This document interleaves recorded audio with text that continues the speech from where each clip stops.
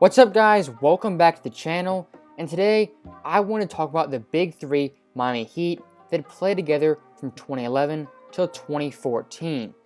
And this Heat team was a very unique team, as unlike any Big Three in NBA history, they were constructed mainly through free agency. And we've seen Big Threes and super teams all throughout NBA history, but if you go back to Bill Russell's Celtics in the 60s, they did not construct that team through free agency. Even Bird's Celtics and Magic Lakers, they did not make big-time free agent moves. And that's mainly due to the era they played in.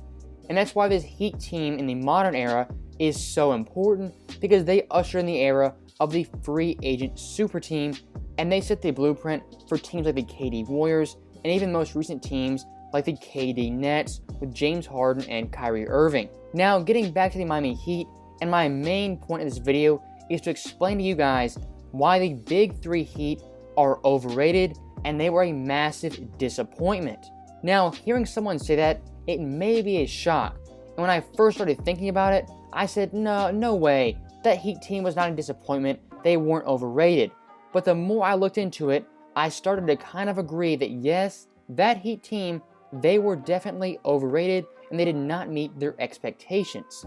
So let's go back to the 2010 offseason. You have LeBron James, one of the greatest players of all time, as the marquee free agent. And all the teams in the NBA, whether they're trash or whether they're great, they're giving LeBron a sit-down interview to see if he wants to join their team. You had the Nets, the Bulls, the Knicks, all types of teams trying to get LeBron James. And in the end, it came down to two teams, the Chicago Bulls and the Miami Heat. And when push came to shove, LeBron went down to South Beach to team up D-Wade as well as Chris Bosh. Now, this move at the time was the most controversial move in NBA history. You had people in Cleveland burning LeBron's jersey. You had everyone in the NBA community upset and just outraged that LeBron would do something like that, joining three top 15 players in the NBA and forming a dominant super team. And up to that point, we had never really seen any player take control of their destiny like LeBron did, and that upset a lot of people. And one thing that really put salt in the wound for a lot of NBA fans was the introduction press conference for LeBron, D-Wade, and Chris Bosh, where LeBron is quoted as saying the following. But we also know you three kings came down here to win championships. Not one, championships. Not two. LeBron, tell us about that. Not two, not three, not four, not five, not six, not seven. Hey. And when I say that, I really believe it. And LeBron right there, he did not do himself any favors by setting that high bar and those high expectations. Even if he was being facetious, which I think he was, it's still not a great look for a group of guys who haven't really proven anything to say they're going to win multiple championships, not one, not two, not three, etc. Now, even with all that hate and all the animosity from NBA fans, this Heat team was still a great team, and entering the year, they had the best odds to win the title. And as fate would have it, this Heat team would make it to the NBA Finals, and they matched up against the underdog Dallas Mavericks. And this series is one of the most iconic series in NBA history. You have Dirk versus the Big Three and the super team Heat. And it was one of the most disappointing finals of all time from LeBron James. He was absolutely awful in the fourth quarters and in the clutch time moments. And the worst game he had of this series was when he scored 8 points, which is unheard of for a player of LeBron's caliber. And I don't think it helped that Jason Terry, a role player off the bench, was outplaying LeBron James, the best player in the league, in the NBA Finals. And as you guys know, this Mavs team would beat the Heat in 6 games. And that loss right there was one of the biggest disappointments in NBA history.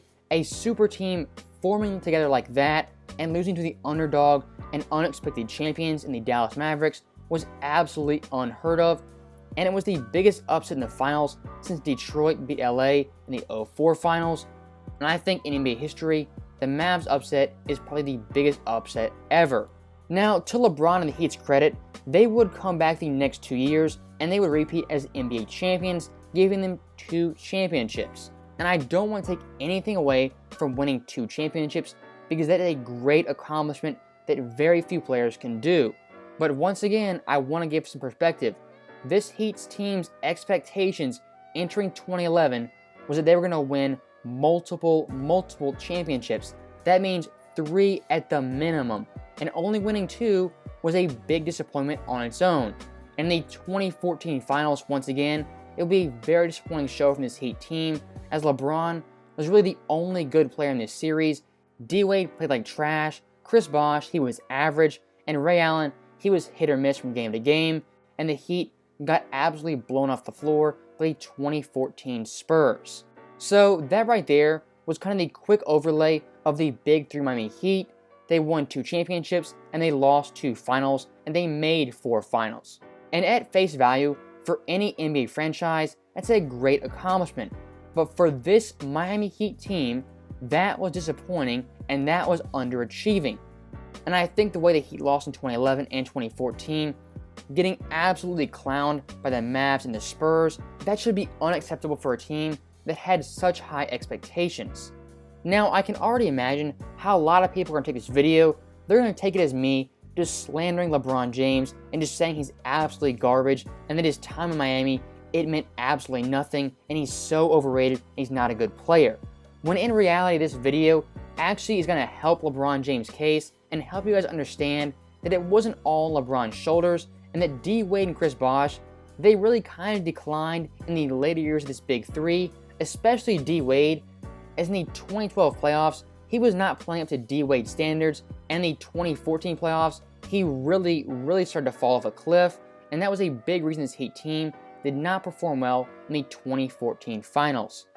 Now, Chris Bosh, with his Heat team, he really evolved his whole game and took a huge backseat to the third option, and he became a great shooter and a great spot and catch guy. And being the third option to 2 guys like LeBron and Wade, you can only do so much, and you can only have so much production. But even with that being said, there was definitely times when Chris Bosh did not show up in the big games, and he really faded in some of those crucial playoff series. And LeBron's help, those last 2 years in Miami, when they were winning 55, 60 plus games, it really was not as great a supporting cast as you would think.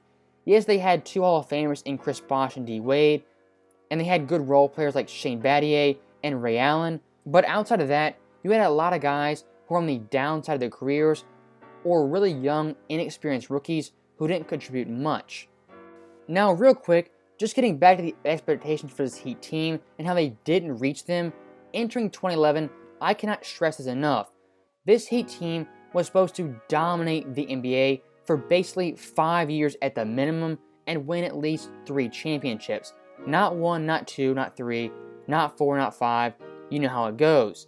And them not doing that and having 2 big flameouts is a big reason I say this Heat team is a massive disappointment, and historically, they are overrated and they're not as dominant as you think. And I felt the need to make this video after my last video where I ranked the top 10 Big 3s of all time, and I put this Heat Big 3 at the number 8 spot, and that had a few people outraged and a lot of comments saying that I was out of my mind. So that is why I'm in this video, to further clarify and to show you guys that this Heat team is not as good as you remember. So with that being said, thank you guys for watching this video. I hope you liked it. I hope you understand where I'm coming from when I said the Heat are overrated and they didn't meet their expectations. And this video is not meant to downplay or downgrade guys like LeBron, D-Wade, or Chris Bosh. It's just showing this Heat team was a disappointment given their expectations entering 2011. So with that being said, thank you guys for watching. I'll see you guys next time.